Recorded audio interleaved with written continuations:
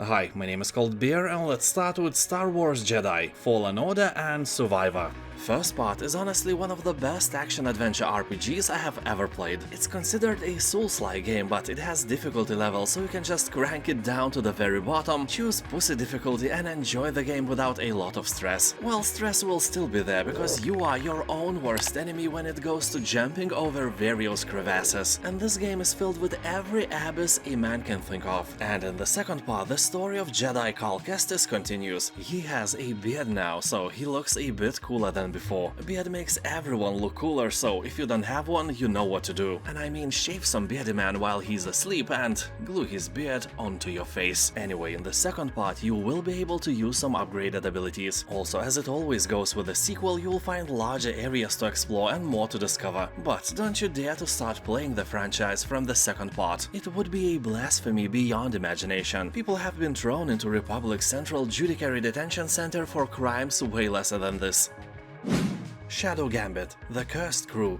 So this is an all-new strategy game set during an alternate history of the golden age of piracy. The terrible curse of lost souls haunts the mysterious island chain known as the Lost Caribbean, which is under the control of the terrible forces of the Inquisition. They despise all that is supernatural and use soul-devouring fire to hunt cursed pirates. And you are in charge of those, so that's not cool. Anyway, the game is made by the same bunch of people as Desperados 3 and Shadow Tactics titles, so I can assure you that the level of awesomeness is pretty high here. Anyway, you will sail on a sentient cursed ship, which will act as your base of operations. You'll hire new crew members, pick missions to embark on, and do many other nitpicky piratey things. I was really impressed by the tiny details of the ship. Its design is absolutely awesome. A lot of time was invested in making it, although I didn't like the controls of the camera. I didn't like them at all. If I had to rate camera controls of this game in a range from a pile of snot to an awesome exploding supernova, these controls would be somewhere where the dandruffs are, so not so far from a pile of snot. But the combat was the coolest thing. The game is a participant of the real-time tactics genre, meaning that you will have to make your plan of future activities in your head at first, and only then dive into the real thing.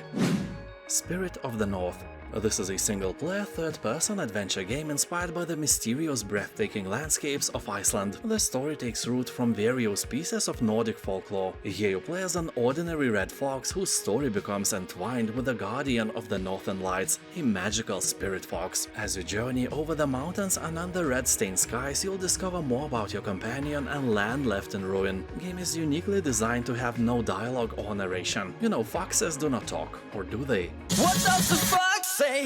I'm sorry, you probably forgot this song exists, but now it will be stuck again like an earworm in your head for a long time. You are welcome. So, Spirit of the North is an adventure game with strong puzzle elements, so be sure you like to use your IQ, if you have one.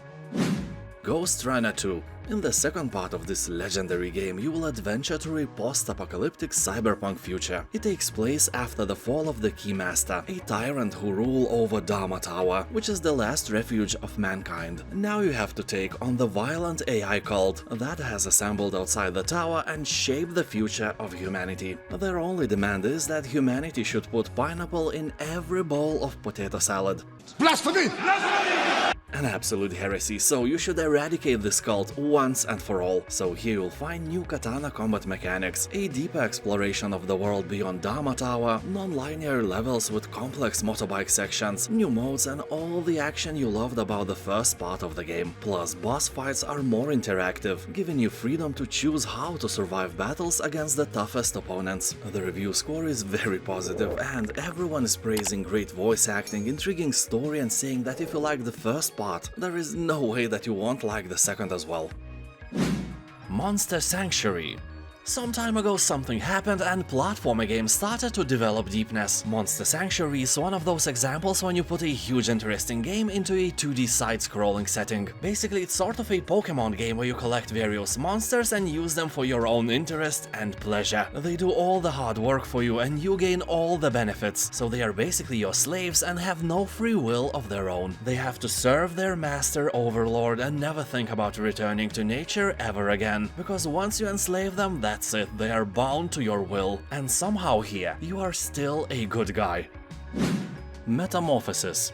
You wake up one morning to find that you are rather inconveniently transforming into a tiny bug, while your friend Joseph is being arrested for reasons unknown. Well, probably for swinging his ding-dong in public place once again. But, you know, he's your friend, you don't judge. So to save him and find the answers you seek, you must embark on a journey through a world which, like yourself, has become twisted and unfamiliar. What once seemed like mundane dwellings have become an expansive obstacle course, and now you'll have to chart your path through nooks and crannies that exist within the cracks of civilization. You will have to use your wits to unravel the truth and regain the life you once knew. Or not. You might just be a crazy wacko after all. I don't know. Also, you can download and play a free demo as well. Control Ultimate Edition. A corruptive presence has invaded the Federal Bureau of Control, and only you have the power to stop it. The world around you is now your weapon in an epic fight to annihilate an ominous enemy across the deep and unpredictable environments. Containment has failed, humanity is at stake, so it's time to kick some paranormal ass. SCP vibes are really strong here. To be fair, this game feels like you are in a dream all the time. Well, nightmare to be exact, because everything is changing all the time and not for good. The game is not scary, but it's ominous, that's for sure. People on Steam are saying that the story is very good, the game itself is out of the ordinary, and it has some really cool puzzles to solve. So a bit of everything for everyone. SCARLET NEXUS. So here in the far distant anime future, a psionic hormone was discovered in the human brain, granting people extrasensory powers, and that changed the world as we knew it. As humanity entered this new era, deranged mutants known as others began to descend from the sky with a hunger for human brains. Highly resistant to conventional attack methods, extreme measures needed to be taken to battle the overwhelming threat and preserve humanity. Those with acute extrasensory abilities known as psionics were our only chance to fight the danger from above. So I guess it is you and your anime heroes named Yuito and Kasani. You will have to complete both of their anime stories to unlock all the anime mysteries of a brainpunk future caught between technology and psychic abilities. Reviews are very positive, although people are saying that the game is quite generic and may not inspire you in any way. Quern, Undying Thoughts. This is a first-person puzzle-adventure game inviting you on a journey to explore the beautiful land and solve many challenges. You'll put your IQ to the test with the increasingly complex puzzles and unravel the mysteries of the island. Remember Myst? So it's quite the same. It is original, and solving one or another puzzle is really rewarding. You know, for your ego. People on Steam are saying that Quern is one of the best puzzle games they ever played. It also has more than 90% of positive reviews, and the bad ones are mostly about technical issues. People don't realize that you should check your graphic card drivers all the time. For example, I couldn't even run Elden Ring without updating them. Anyway, this is a great game, really worth your money even when not on a sale. Book of Demons.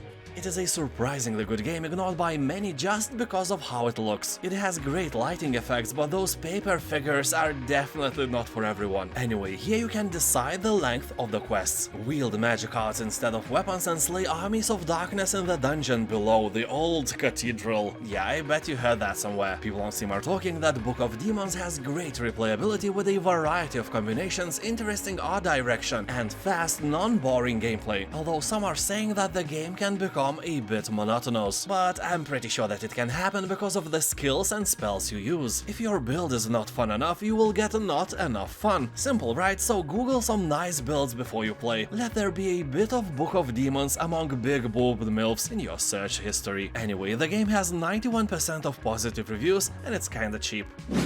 Divinity Original Sin 2.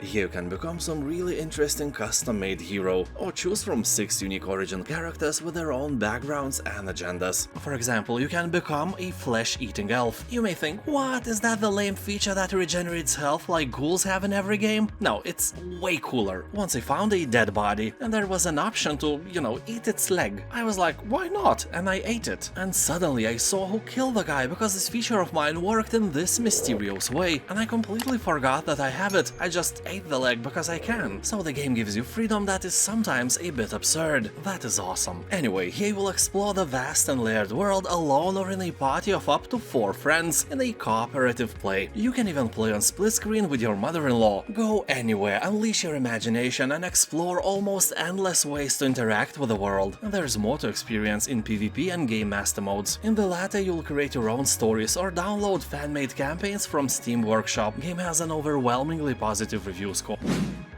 ABZU. From the art director of Journey, ABZU is a beautiful underwater adventure that evokes the dream of diving. You'll immerse yourself in a vibrant hidden world, bursting with color and life as you descend into the heart of the ocean. But beware, as you swim deeper you will confront the dangers lurking in the depths. Nah, I'm kidding, you can't actually die here and you have no fighting skills as well. This game is pure adventure, a real member of the walking simulator family. Well, swimming simulator I guess. So if you play Journey, you probably will like ABZU as well. This is a great game, you have my sincere recommendations. Although keep in mind that this game is just like your ding dong. Very short. Dead Island Definitive Edition. The same developers who made Dying Light created this zombie-infested game as well, and this zombie apocalypse is more beautiful than ever. You will be running from and killing undead in the beautiful tropical island, a wonderful paradise on Earth, and this contrast is really great. Exploring this island is really fun, from the zombie-infested deserted city to secluded beaches and vast highlands. Roam around in order to discover the story behind the zombie outbreak. You can also play in a story-based 4-player co-op mode. Anyway, in Dead Island Definitive Edition you will get the main game and all the DLCs as well. Also graphics are in HD and so on, and the price is more than great. Ryse, Son of Rome. Another game with a ridiculous price tag. Ryse looks like God of War, Shadow of War and Assassin's Creed smashed together, and that is never a bad thing. He will take on a role of a Roman soldier who joins the army to avenge the slaying of your family and then become a hero who must fight to save the Roman Empire itself. Well, we all know that the Roman Empire is no more, so spoilers, you failed, but in the end it doesn't really matter what you did or didn't. All it matters that you had fun by killing hundreds of enemies and did that in satisfying manner. People on Steam are talking that Ryse, Son of Rome is really nice. The game is short, sweet and enjoyable. A very positive review score left by tens of thousands of buyers can confirm that with ease. Divinity II Developer's Cut. The game includes the Ultimate Edition of Divinity II, which is about 100 hours of gameplay, as well as the Developer Mode, which allows you to play as any unit created in the game. Really cool feature, and the price of the game is a joke. People on Steam are saying that Divinity II has quirky Terry Pratchett style of humor and huge replayability value. Honestly, I have read many comments stating that people play the game 3 or even more times. But why? I don't know, I guess it's for you to find out. But there are some sour notes in the review section as well, stating that the game feels outdated and those reviewers are recommending to choose some other, more modern game instead. Well, it's up to you, I think this game is great. Amnesia: The Dark Descent. This is a first-person survival horror game about immersion, discovery and living through a nightmare, an experience that will chill you to the very core. You wake up without much memories and stumble through a narrow corridors as the distant cry is heard. It is getting closer, and you somehow are pretty much sure that there are no actual babies in this castle. You don't know what will you encounter here, but the fact is that the castle is huge and you are not alone. And you have no weapon, you can only hide in the darkness. Funny thing is that the darkness makes you mad, and the light attracts nightmares. This is an absolute lose-lose situation. So in general, if you ever wanted to be an actual protagonist in any Lovecraftian story, Amnesia will do everything it can to make you actually feel the dread. It will make your palms sweaty and the hair on your back will stand up. The game endorses the Lovecraftian trope of madness as you travel deeper and deeper down the cellars and dungeons of an ancient castle. What will you find deep down below? Nothing very nice, I promise. The game is an absolute gem with overwhelmingly positive reviews on Steam. Panorama. If you know the game Dwarf Romantic, which I featured several times in my videos already, Panorama is basically the same, just with different graphic style. Well, not only that, here the world is completely 3D and you can zoom in on your creation and admire all those tiny details you have placed. Like, you know, notice that all the tractors are driven by cats, which is ridiculous and also very cute. So here you will create landscapes and also discover a wide range of structures with special abilities. Enter the world of beauty and tranquility with the panoramas of your own creation. Also, you can pet your animals and get additional scores for that. This is a great relaxing game after a hard day of work, also perfectly suitable for your mother-in-law. My Time at Portia. This is a fun and relaxing RPG, a great open-world game with an incredible amount of stuff to do. It is similar to Stardew Valley, but has more depth in it, literally because it is in 3D and figuratively because it is bigger in general. And this is the best game if you just want to relax. Here you arrive in a weird post-apocalyptic new town named Portia to inherit your father's old building workshop and spend your time restoring it to its former glory. It's definitely not a game for a serious RPG lover, but sometimes it's just good to relax, catch some alpacas, build some experimental devices, and even go to a dungeon to fight giant rats. Definitely a game for the whole family. Portal 2. This is the best game on Steam according to the SteamDB, the very best on the whole Steam. Portal 2 is immune to passing time because it's definitely one of the best puzzle games ever created. And you probably know it well, but have you ever fully completed it? Maybe when you played they challenged you too hard, and now is the time to make another run. Your brain is definitely way different now than it was when you played it for the first time. So you may see challenges from a different perspective than before. Or not, we are not getting younger after all. And if you never played it, what can I say? I envy you because you are up for a treat. First Portal is also discounted and it's a proud owner of 7th place among the best Steam games, and the price is a joke. Far Lone Sails. This is a vehicle adventure game where you travel across a dried-out ocean following the tracks of a once thriving civilization. Through an array of roadblocks and hazardous weather, you need to keep your vessel going. While doing that, a lot of questions are circling in your mind. Where will this journey take you? Are you the last of your kind? What happened to the ocean? Will you taste potato salad ever again? Will they finally make another Edge of Tomorrow movie? Can we, with the help of AI, make more Firefly series in the future? And why, when you drink 1 liter of beer, you piss out 2 liters of piss? I guess if you crack the latter, the Nobel Prize would be yours without competition. So it's only you, your machine, and the big nothing. Far is an art from the big A. True fart, if I may say, but in a good sense. And now, thank you for watching, and don't forget that in my channel you can find hundreds of videos like that with new ones released almost every day. Have a nice day, and I'll see you next time. Bye.